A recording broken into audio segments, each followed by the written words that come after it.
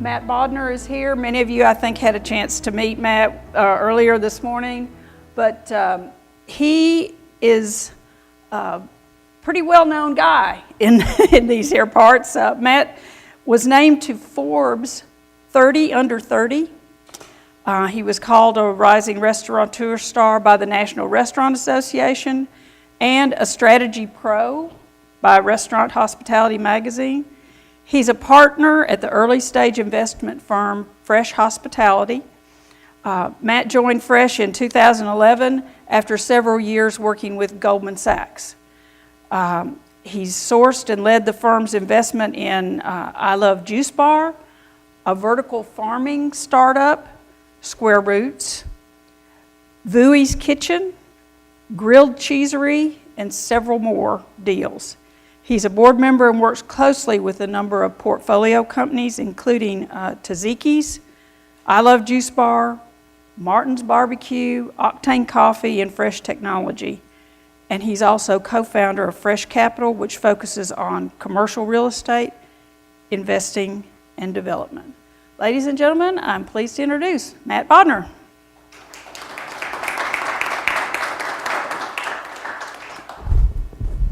See if this thing works. Can you guys hear me okay? Perfect. Boom. So I think the best thing to do would be start out. I'll tell you guys a little bit about Fresh, kind of who we are, what we do, and then we can dive in a little bit more and talk about some of the family dynamics behind how our business is structured and some of the relationships and how all that works.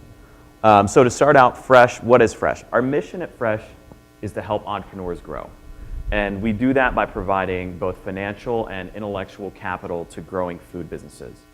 And that takes many different shapes and forms. Our investments kind of span across the entire food spectrum. So we invest in everything from agricultural businesses, farms, farming related companies, through kind of the packaged goods side. We have sauces, hams, bacon, sausages, all that stuff. Really the two largest components of our portfolio are restaurant operations and commercial real estate development. We also have a number of investments in ancillary companies and services, things like technology, marketing, accounting, et cetera, focused around servicing and supporting the restaurant vertical specifically. Our portfolio today, and this is a little bit outdated, but it gives you a rough sense of kind of the structure of the company. Within specifically the restaurant bucket, today we actually have about 170 locations. This is a rough approximation of sort of our geographic footprint. Our center of gravity is really in the southeast, but we actually now expand sort of coast to coast. We have concepts in California all the way to the Carolinas. And within that, our business model, as I said, is about finding early stage restaurant concepts and investing in them. So this example, we have Biscuit Love. What we do is we look for very early stage restaurants. Biscuit Love was a food truck when we invested in them originally, but our sweet spot's sort of anything from an idea to maybe 2 or 3 units. And we partner up with the chef, the sort of creative, the founder, and we help them scale up. We come in, we invest, and we leverage our intellectual capital and our financial capital to help them grow their business. So if you think about many chefs are often entrepreneurs that kind of understand fundamentally the food really, really deeply. They understand the guest experience. But like musical artists, they often struggle with some of the numbers, the financial aspects of the business, and some of the operational components. And that's really our specialty. So we focus within the restaurant vertical, specifically in kind of the fast casual bucket.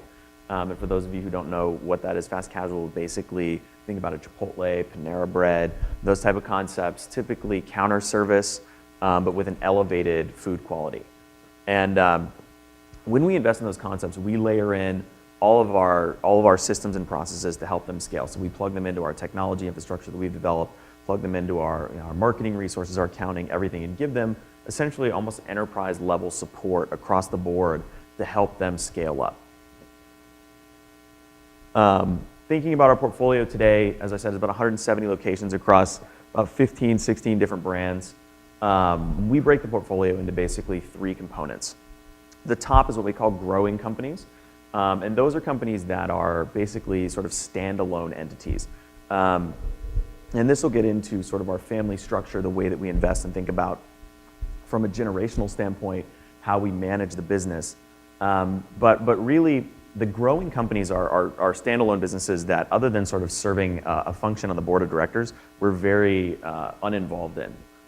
Those businesses have fully functioning executive teams. You know, Taziki's, for example, has a corporate team of like 40 people. They've got a CEO, CFO, chief operating officer, all these people. They have a headquarters, all of this stuff. And so we're not in Taziki's every day, making decisions, impacting this, et cetera. But when we invest, and today Taziki's has about 76 units. When we invested in Taziki's, they had 3 stores. It was a husband and wife team. And at that stage, we were very hands-on. So the thing that we think about really differentiates for us a growing company from sort of the middle of the portfolio, which I forget what we call them. Mature companies at the top. Growing companies are the middle stage of the portfolio. These are companies that the business model has been well-defined, and we really understand that, one, it is scalable, and two, what is necessary to scale it. But it still doesn't have a fully fleshed out executive team. So they might have 2 or 3 core people, but they're really the challenge to move from sort of a growth stage to a mature stage is all about building that executive team, finding the right people that are going to lead that company to future growth. When we think about early stage investments, as I said, most of our companies start out in the early stage bucket. And when we invest in those businesses, what we're thinking about is there's really 2 fundamental questions we want to answer. One, we want to start implementing all of our systems and processes and make sure that we can build a repeatable, scalable growth strategy. We can figure out what is necessary to make this business something that we can actually scale. And so that's when we start layering in all our systems, layering in our technology, plugging them into all of our infrastructure. And then 2, we want to figure out, what is the business model going to look like? That comes in the, menu engineering, looking at how do we tweak the margins of this business? How do we understand, is this business potentially profitable? And so across our portfolio, we think about each of the individual operating companies as almost like options in a financial sense. So each one starts out very young, very early stage, and we make some high risk investments. There's no question. Everybody always asks me, well, restaurants, isn't that a super risky space to be in? And in the early stage, absolutely, right? But the way we think about it is kind of like counting cards in blackjack, right? We know how to use technology, use systems to make bets that are likely going to have a positive expected value, bets that are likely going to work out in a positive way. And so we know, and we've had companies that have failed out of the early stage buckets of the portfolio. But we know that a handful of those companies are going to succeed. They're going to move on to the growing phase, and they're going to move on to the eventually, hopefully, sort of the maturity phase. And we've had really 3 of our concepts that have made that leap so far, and we have a number of other ones that are primed to make that jump in the next, let's say, 3 to 5 years. And so, I could go into a little bit more and talk about some of the different concepts, but at a very high level, that's fundamentally what our business model is. Another component that is a huge piece of our business strategy is commercial real estate investing and development. So in tandem with all of our restaurant operations, we're very, very hands-on in the real estate sense. We typically prefer to own and develop the real estate that our restaurants go into. When a restaurant becomes sizable enough, Taziki's and Juice Bar are both good examples of this, their growth rate sort of outpaces our ability to invest in and develop each piece of real estate for that concept. And so we'll start to branch into more leasing opportunities, start to branch into non-traditional things like malls, airports, et cetera. But typically, we sort of view real estate and restaurants as things we do in tandem, and they're mutually beneficial. And in Nashville, for example, and really the Southeast as a sort of a core market, we think about, we want to own and develop and build a portfolio of real estate assets. And we actually invest typically real estate first and then determine afterwards what kind of operating assets are going to go into that real estate. So I'll give you an example, 2 examples in the Nashville market, right? One is the Germantown Market Project, which is a property we own in Germantown, where Little Donkey, Koshan Butcher, and I Love Juice Bar are located. We bought that building, I forget how long ago, maybe like 4 or 5 years ago. It was a steel rebar yard at the time, and we redeveloped it, turned it into a shopping center that we put 3 of our concepts in, and then we actually put some office space on the 2nd floor that our real estate team operates out of. And that's very emblematic of our business strategy. Another one is the Sunset Grill building in Hillsborough Village. We bought that piece of real estate, subdivided it into 3 spaces. We have an I Love Juice Bar, we have Grilled Cheesery's first retail location, and we have Biscuit Love's second location.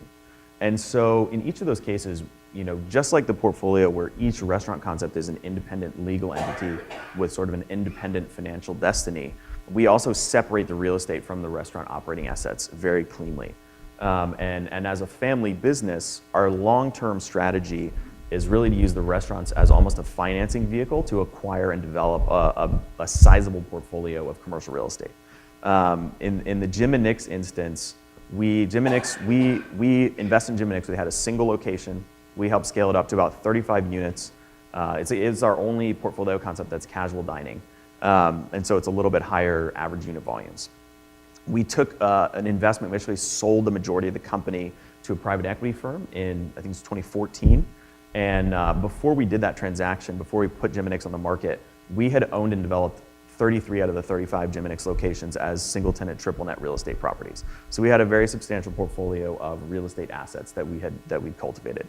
We inked brand new 20-year leases with every single one of those entities before we put Jim and Nick's on the market, and we kept all the real estate even though we sold the operating business. So our long-term vision, long-term strategy is all about how can we build a portfolio of commercial real estate assets while we're sort of developing these restaurant brands, but we do them in a legally separate way, and we do them in tandem with each other. And similarly, and this will all tie back into our family strategy and how we function and view the business from a family standpoint. We also view each operating entity as its own sort of independent entity. And so while we're from an investment standpoint, we're very hands-on and value-added investors. I think about investing, there's sort of 2 fundamental schools of thought. One is discovery of value, and the other is the creation of value. And so someone who's discovering value is someone who's trading in the public markets, looking at and combing through financial statements, trying to understand what can I discover that somebody else has missed, or what's an opportunity that I can identify that the market has mispriced. We don't do anything like that, right? What we do is we add value. When we invest in a concept, we definitely try to sort of de-risk it, understand if really is the founder the right person we want to be in business with. But 2, does the model have legs? Is it economically viable? Is it something that's sort of in line with consumer preferences and market dynamics broadly? But really the value from that investment doesn't come from us making a genius pick of, Vietnamese food is going to be the next hot trend. 95% of the value creation comes from the addition of the systems, the processes, and the knowledge of how to scale that brand. And so our value add is all about how do we bring value to those entities. But zooming back out a little bit, the way we think about the portfolio, as I said, each of these entities are independent operating companies. So we don't have, unlike a sort of traditional fund structure or private equity business or venture capital company, we don't have a time horizon where we invest in a concept and say, in 3 to 5 years, we have to flip out of this and we have to sell it for X multiple. Our strategy is much more tailored to what are the individual needs and demands of this particular brand, and what do we need to do to scale that up? So that, it could be a franchise-driven brand, it could be completely corporate-owned, like stores, it could be sort of a hybrid blend of those 2 models. It could be something where we want to grow it as big as possible, as quickly as possible, and sell it. It could be something where we say we want to develop this very slowly and hold it for a 20-year time horizon. But similar to the way we structured real estate, having each of the operating entities with a very flexible kind of capital structure and being an independent entity gives us the flexibility to say, hey, we're going to sell this particular operating asset, but we're going to keep the other pieces of the portfolio. Or, hey, we want to divest of this asset, but by and large, the portfolio itself is going to kind of remain constant. So wait, yeah. All right, I think that's all I got on Fresh itself. But I'll tell you a little bit more about how that structure of the business plays into our fundamental strategy as a family business, right? As obviously this is the Center for Family Business. So Fresh is a family business. It was founded by my father, my brother, and really another sort of independent party in probably 2008, 2009. At the time, I was, my long story short, my dad had 3 children from a prior marriage, and so they're half siblings that are a lot older than me. My sister's 20 years older than me to the day. My brothers are about 15, I don't even know, I lose track, like 15, 17 years older than me, something like that. They're kind of like aunts and uncles, but they're technically my siblings. And so my brother, and it's really interesting because my siblings have all taken very different paths that I've sort of cherry-picked what I thought was sort of the smartest of each of those paths from their trajectories. My sister was extremely driven, highly motivated, went to Princeton undergrad, Harvard Business School, worked in Wall Street, worked at McKinsey, and now she's the CFO of a hot tech startup in Silicon Valley. She's basically uninvolved in our family business.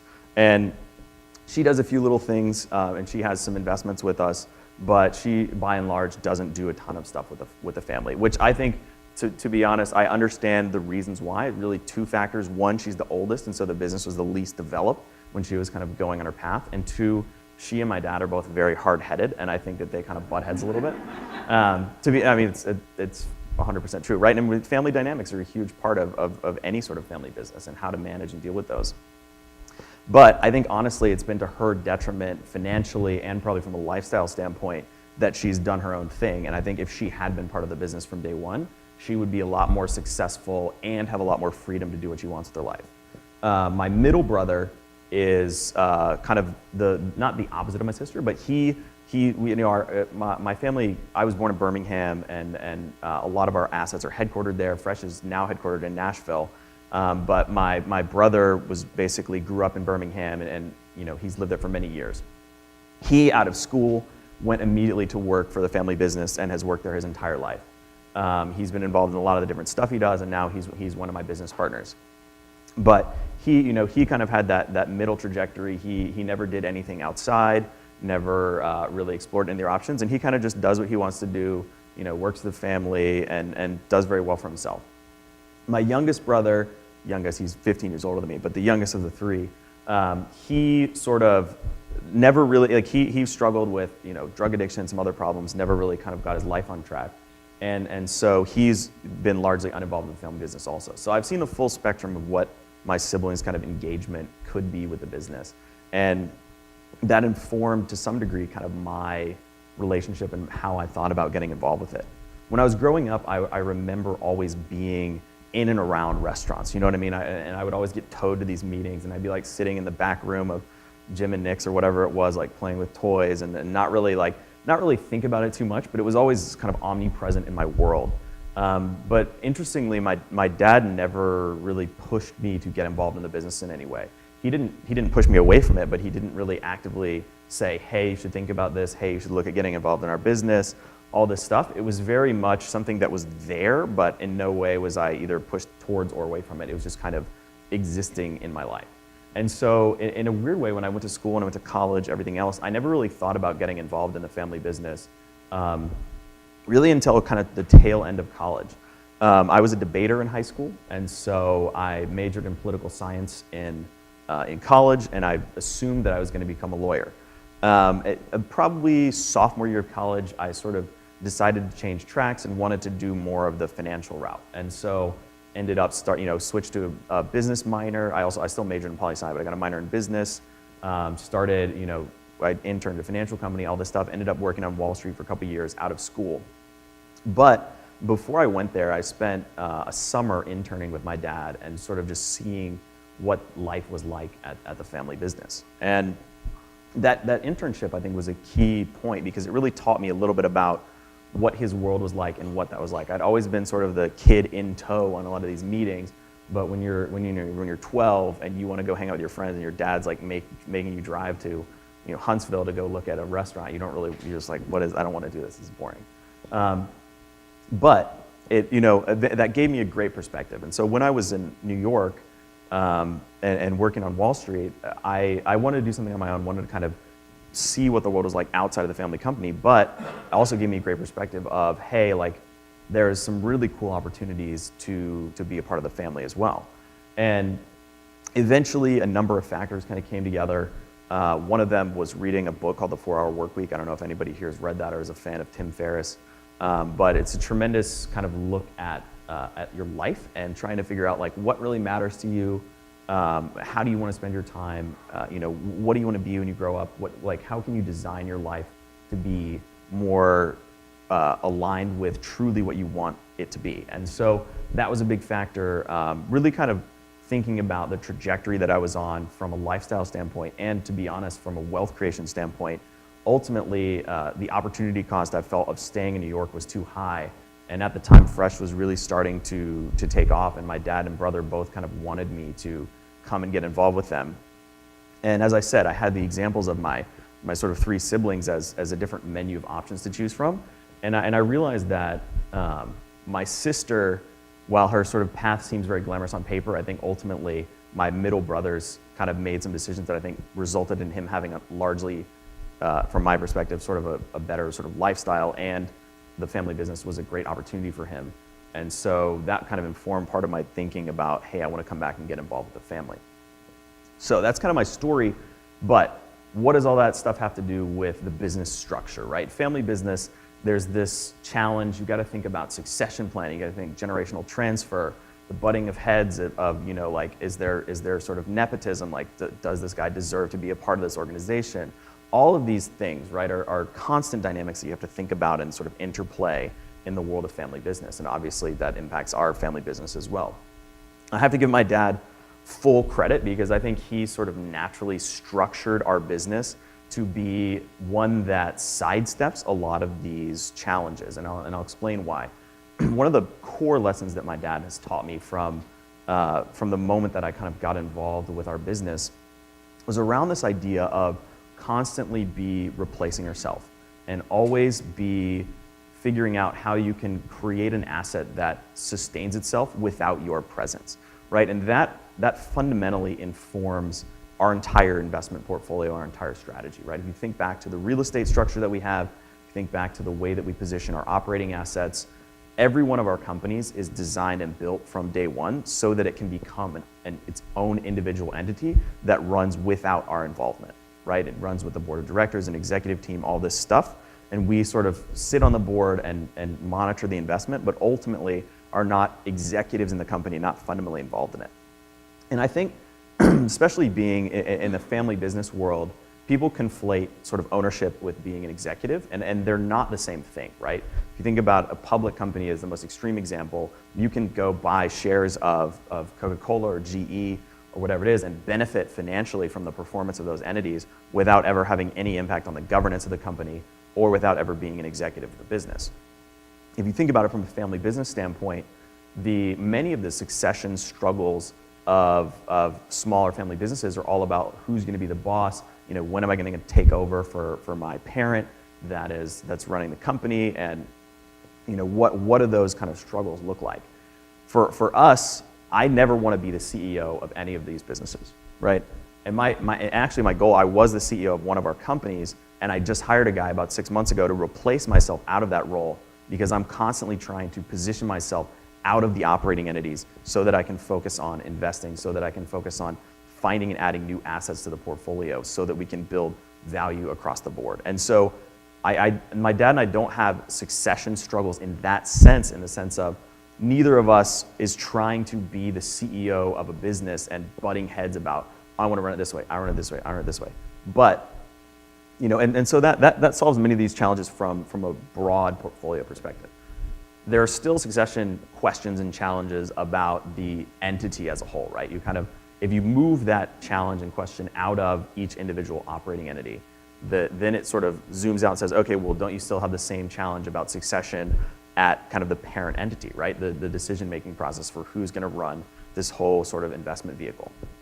And, you know, I think the challenge that we have and the struggle that, not struggle necessarily, but the challenge we have is we're not sort of a family business. We're really in the process right now. And I think the big challenge for my generation is of the business, me and my brother and other people that are sort of in my family that are this kind of age range, is to transition us from a family business to a family office, right? And transition us from something that is one kind of operating entity into a portfolio of investments that are diversified across various different asset classes, into something that can be a vehicle that can maintain and transfer wealth through the generations of our family. And so that kind of informs the way that we think about and position the business broadly. And going back to the idea of what is the relationship between me and my father, and how does that interact with who runs the business day to day, and really who runs kind of, if you think about it and zoom out, what Fresh really represents, and we have lots of partners and investors and other things, but at the Bodnar family level, right, what it really represents is it's a portfolio of investments for our family. And so there are no succession struggles at each sort of portfolio company level, because none of us really want to be the CEO of any of the portfolio companies. And we're trying actively to hire and build teams that can do that, can sort of serve that function. At the portfolio level, we have a very crystal clear understanding of who's in charge, and it's my father, without a doubt, right? I don't have any sort of designs or beliefs that I'm going to replace him as the head of the family until realistically the day that he dies. And I don't pretend to think that he's ever going to retire one day and I'm going to replace him. He retired when he was like 45, and this is his retirement. This is what he wants to do with his free time. So, he and I have a very clear understanding about that, and I'm very happy to operate within that framework. And so, the beauty of having a portfolio of various different assets and investments is that it gives us the flexibility to say, hey, I'm going to go play with the following companies and help build them and grow them and invest capital in the following areas. He invests capital and kind of works in the projects he wants to, and then we all get together as a family and say, hey, here's sort of what our assets look like, here's what our cash flows look like, how do we want to plan and invest this and build this investment vehicle broadly so that it can become a generational wealth vehicle and not just something that falls prey to sort of the cycle of shirt tails or whatever that phrase is in 3 generations. And so that, I'm happy to clarify. I know that's a lot of stuff. It's probably like drinking from a fire hose. But I'm happy to answer specific questions, clarify, tell you a little bit about it. The other thing that the structure broadly enables us to do is, thinking about questions of, do we have other family members in the business? Absolutely. We have uncles, cousins, all kinds of people. And we try to find roles within the portfolio, specific businesses for them to kind of join and be a part of. And so the luxury of having a larger portfolio of businesses is that it gives us a little bit more flexibility to plug them into various different operating opportunities. And if that isn't a good fit for them, then we can transition them into various different roles and see if there might be a way to make it work. In every case, it doesn't necessarily work out. And sometimes you have a family member that you wish that they could, become part of XYZ entity or really kind of mesh with the family business, but for whatever reasons, their personality, et cetera, it may just not be possible. We try to be very sensitive to the balance between sort of business concerns and family concerns. And there's no right answer. There's no golden ticket to figuring out how do you balance those two things. But ultimately, the way we sort of think about it is that if we take care of the business will be able to take care of the family broadly. So that's my story. That's our investment structure. More than happy to tell you a little bit more about it, answer any specific questions, clarify whatever you guys want clarified. But that's Fresh, and that's me. Thank you very much. Appreciate it very much. Thank you. Matt, so tell us a little bit. You were talking about a lot of different family members involved in the business, and so and you serve on different boards and things. So tell us a little bit more about do you have a family council that meets on a regular basis for those family members that are not active in the business, like your brothers and sisters? Yeah, for family members that aren't active, the family council would be like a vacation where we all go somewhere and we'll spend like an afternoon reviewing the portfolio and talking about the assets and that kind of thing. But other than that, there's not a ton of sort of ways that we engage with them other than maybe once or twice a year kind of talking to them about, hey, here's what we're up to, here's what's going on, and informally just having conversations with them about it. Cool. Okay, thank you very much. So you talked about your dad's not going to retire anytime soon. My dad retired 3 years ago at 85, so I get that part. So because work is important to family members and everything else. So there is a transition plan in place. If something happened to your dad tomorrow or whatever, that's clear that people would, the rest of the family would understand what that would look like. Yeah, absolutely. Yeah, we have a succession plan. Everybody in the family sort of understands and is on board with the way that we will transition the management of the portfolio if and when that happens. And I mean, as I said, the structure itself kind of eases that, because at the end of the day, he doesn't run any particular business, right? And so if he were to pass away, the value of Taziki's isn't negatively impacted. The value of our real estate isn't negatively impacted. He's already replaced himself from all of those functions. The thing that we lose fundamentally is really the new opportunities that he would be creating over the next, XYZ number of years. And so that's the skill set that we all spend time cultivating, is how can we develop and discover the way to do sort of what he does fundamentally, which is finding investment opportunities, finding new ways to deploy capital, building relationships with people that can enable us to discover new opportunities. Okay, very good, very good. How about some questions? Yes, Jimmy? Your ownership structure in those different portfolio companies, y'all take control, own the whole thing, the minority investment. How do you deal with the founder, and how do you incentivize the management? Yeah, so typically, I mean, it's not the same in every case, right? Typically, we take a majority, or at least sort of a 50% equity interest. The founder, in almost every instance, we don't approach the founders and say, hey, we think you should let us invest in your business. It's almost always completely the opposite, which is the founder comes to us and says, hey, will you please invest in my business and help me grow? And so the founder, we try to cultivate a very mutually sort of beneficial relationship with the founders. We want them to be successful, and if they want to partner up with us, they already know kind of what our strategy is, what we're going to do, and are aligned with that vision and goal. If they want to stick at a couple units and they don't have visions to build a much larger concept, we're not the right partner for them, and I think they would understand, and we wouldn't try to sort of make an investment with their company.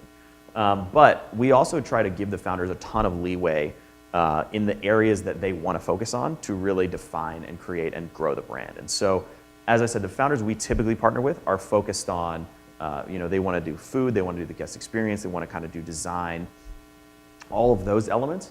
They don't want to deal with the accounting, the bookkeeping, all of that stuff. And we are very clear with them, hey, we want you to do all of these pieces of the puzzle.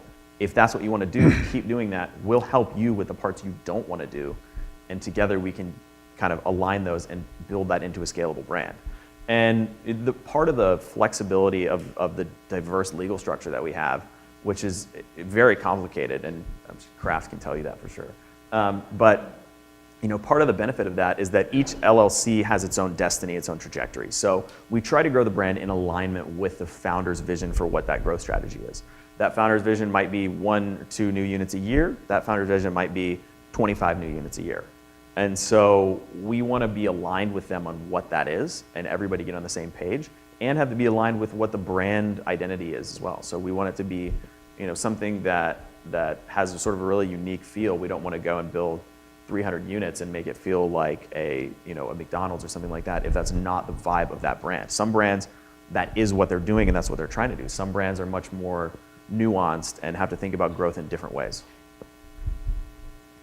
Did I answer everything, or was there a piece that I missed? How do you incentivize the management? Oh, how do we incentivize the management team? I mean, it varies. Again, I mean, it depends on the structure. In often cases, we will even look to give the management team equity in the entities as well, right? And having individual LLCs really gives us the flexibility to do that with each investment and kind of have a different structure depending on what the company is. In often cases, early stage, the management team and the founder are the same person. And then once the brand reaches a certain size, the management team starts to come in, and the founder either scales out into sort of a board position or transitions into a role, chief brand evangelist or whatever kind of fits their skill set the best. And so we incentivize the management teams at that level, just like any company would. Options, profit shares, et cetera. Okay, thanks, Jimmy. Yes. Do you typically buy into those brands, or do you position yourself as a partner where they give you that? It's a combination of both. We invest capital, but we also get equity for the value that we bring to the table. Other questions? So, question about your family. So, you have family that's in the business, family that's not in the business. So, when you get together for dinner, do you get together at one of your restaurants, or do you get together at your mom and dad's house? And tell me, what do you talk about at the dinner table? We talk about all kinds of stuff. I mean, honestly, in some instances, it's me like pitching them, hey, come back and get involved. There's a lot going on. We need your help. All this stuff. Okay. But I mean, it's just like any family, right? I mean, the line, and part of this is being in a family business, I think really amplifies this, but the line between business and personal doesn't exist for me at all, right? It's all completely intermingled. As I said, for example, my family is all taking a trip to Colorado next week as a family. My sister, everybody's going out. And I mean, it's a work trip and it's a family trip, and the benefit of that is that it's a business expense to take this trip, but the sort of cost of that is that I'm going to be, I might be hanging out with my niece and like playing chess with her or something, and then 20 minutes later, my dad's going to come over and be like, hey, what do you think about this thing? Like, we need to deal with so-and-so, right? But that's my life, and I like having that blend because it gives you a lot of flexibility and a lot of freedom, but it's, sort of at the price of there is no barrier, which I think is okay, and I kind of like being integrated. Yeah, when you're in family business, you're never off. Yes, exactly. Was there another question? I was wondering if your family has like a mantra or a quote or a guiding principle that you operate. I mean, I wouldn't say that there's one sort of mantra. My dad has definitely imparted a lot of wisdom to the family as a whole. I mean, maybe one of the things, as I talked about, was always replace yourself, right? Never be the bottleneck, never be the sort of single point of failure in a given business or a business structure. And that's why, in many ways we tried to, and I give my dad full credit for this, he designed the structure of the business in a way that it's resilient to any individual member being a part of it or not being a part of it. And so that's why there's less sort of tension between succession or challenges about given management of a specific entity. So how do you solve disagreements? I mean, I've learned over the years how to, and I mean, one of the things, as you know, I study deeply and try to understand psychology. Yeah. I'm a huge sort of psychology buff and read a lot about it, and tangentially have a podcast that kind of delves into it. But I've learned how to, interact with my dad in a way that I can try to influence his decisions. But ultimately, as I said, he at the top level rules with an iron fist. Sure, that's good. So within the hospitality, is there like a credit committee where, we're going to go or no go on this investment? That decision is going to be your dad there or is that you? Yeah, I mean, it's we have probably 5 or 6 core partners, and that's we wouldn't call it that, but that's the sort of credit committee. But it's much more loosely flowing than that, right? Like we'll kind of work up some numbers and say, hey, this seems like an interesting opportunity. Let's deploy some capital there.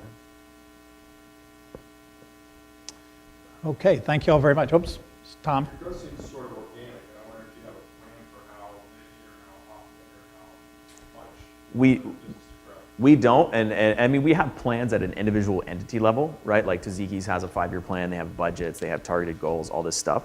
But from a portfolio level, it's, as you said, it's very organic, it's very fluid. And so, I mean, we plan on adding a couple investments to the portfolio each year, and some investments sort of naturally fall off. We sold Octane, which is our coffee investment, earlier this year. I mean, we'll naturally sort of scale out of maybe 1 or 2 concepts a year, add a couple a year. But really our growth comes from 3 fundamental things. One is adding new concepts to the portfolio. The second is those individual portfolio companies growing on their own. And the third is making investments kind of outside of that, commercial real estate, other related assets, et cetera. How have you dealt with getting ownership out of your dad into the next generation after below you? Yeah, so he's been very, and again, I give him all the credit in the world for this. He's been very, he's had a lot of forethought about how he did that. And he's structured we have sort of our family holding company, which is like the top level investment entity that invests in all of these entities. And he has sort of granted equity in that entity to the various pieces of our family over time, which has helped, with gift taxes and everything else, has really helped with kind of an estate planning standpoint. But he still maintains control of that entity. But I mean, we've just like any sort of family business, as I said, our big challenge is how do we transition from sort of just a family business with various assets into a family office where that is organized and structured in a much more thoughtful way. And that's what we're going through and thinking about right now.